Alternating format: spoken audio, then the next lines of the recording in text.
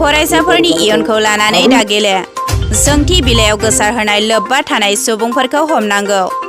आद्रा थानाय आयदानि आनजादफोरखौ मोजाङै खुंफुंनांगौ बायदि बायदि स्लगानजों दाबि दिखांदों गोगो आरो थार खान्थिजों HSLC 2023 नि आनजादखौ खुंफुंनो दाबिनानै चिरां जिल्ला दुलाराय बर' फरायसा आफादआ खुद्रिखांनाय हाबाफारि लादों आसाम HSLC सेवा बर्डजों खुंजानाय सोंथि बिलाइयाव आनजाद जायैनि सिगांनो गोसारनायनि सायाव खुद्रिसारदों आरो बेबायदि सोंथि बिलाइयाव गोसार होग्रा बिथांखौ नायबिजिरनानै आयेननि साजा होनांगौ होननानै खौरांनि गेजेरजों आसाम सरकार एबा पुलिस बिफानखौ चिरां जिल्ला दुलाराय बर' फरायसा आफादआ गोख्रोङै खुद्रिसारदों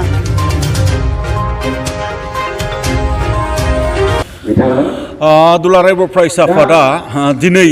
माने सारा आसामाव मोनफ्रोमबो जिल्ला मावखुलि लोगोसे मोनफ्रोमबो माने महकुमा मावखुलिनि लांगोनायाव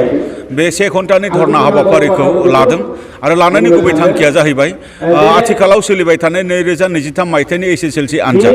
बे आनजादनि कुइसन पेपारा खनसेनि उनाव खनसे मोनसेनि उनाव मोनसे जेबायदि मोनसे लिक जाबाय थानाय जे जोंनियाव नोजोराव गोग्लैदों प्रथम एग्जाम माने इंलिश बे इंलिसावबो मोनसे सेन्टारनिया लिक जानाय आरो लिक जानायनि थाखाय माने बै सेन्टाराव एग्जामा जाफिननांगौ बेबायदि जोंनियाव नोजोराव गोग्लैदों दा बियो मानो जाबाय थादों लोगोसे मैथमेटिक्सआवबो जायगा जायगा बेबायदि माखासे कन्ट्रोभार्सियेल थांबाय आरो दिनै जेनेरेल साइन्स मोनसे एग्जाम जानो गोनांमोन बे जेनेरेल साइन्सनि कुइसन पेपाराबो लिक जादों आरो लिक जानायनि माने थाखायनो दिनै एडुकेशन डिपार्टमेन्ट सेबा मानेनिफ्राय फोसावबाय जे दिनैनि माने एग्जामखौ केन्सेल खालामनाय जाबाय थारैनो बेफोरबायदि जाथाया जोंनि थाखाय खुब दुखुनांथाव आरो बे जाथाया जानो मानो मोनबाय थादों दा बेखौ जोङो सोंखारिनानै दुलाराय बर' फरायसा आफादा गोख्रों रावजों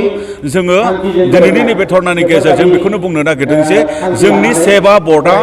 कमप्लिटलि टटेलि फेलार जादों लोगोसे एडुकेशन डिपार्टमेन्टआ फेलार जादों बिथांमोना एग्जामिनेशन माने कन्डाक्टनि जिखिनि मेकानिजम खालामनाय बेवहाय बिथांमोना फेलार जादों आरो बिथांमोना मा होनदों बिनि थाखायनो कुइसनफोराबो लिक जानो मोनदों बिनि थाखाय दुलाराय बर' फरायसा आफादनिफ्राय गोख्रों रावजों जोङो सेबा लोगोसे एजुकेशन डिपार्टमेन्ट आरो एग्जामिनेशन कन्ट्रलार बिथांमोनखौ जोङो सोंखारियो लोगोसे जोङो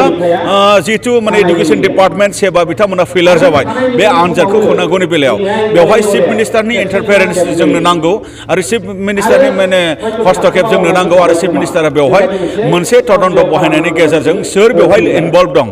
सोर बेवहाय माने दायनिगिरि हिसाबै जड़ित दङ बै दायनिगिरिखौ मोनसे इनभेस्टिगेशननि गेजेरजों माने हमनांगौ हमनानै गोख्रों माने साजा होनांगौ जोङो बे बाथ्राखौ जोङो लुबैदों दा मानो होनोब्ला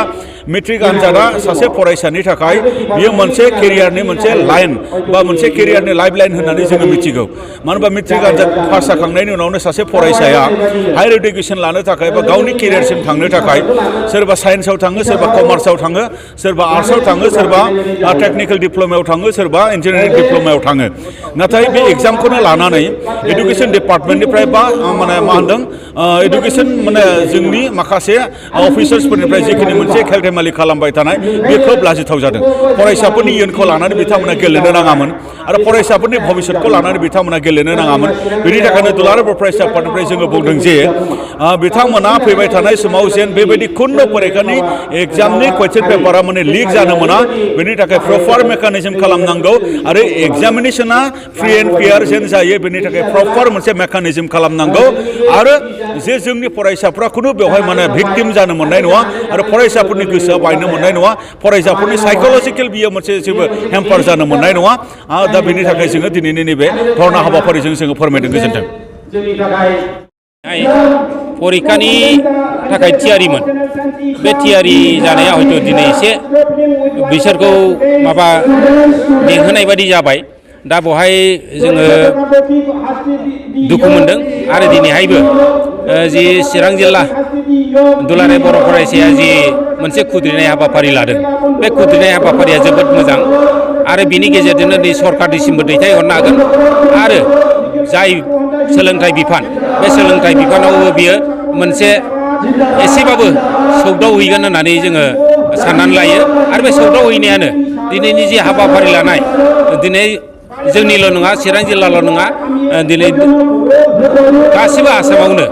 दिनै मोनफ्रोमबो जिल्लाया दुलाराय बर' फरायसा आफादनि जि मोनफ्रोमबो जिल्ला बे हाबाफारिखौ लादों आरो बे हाबाफारिनि गेजेरजोंनो दिनैहाय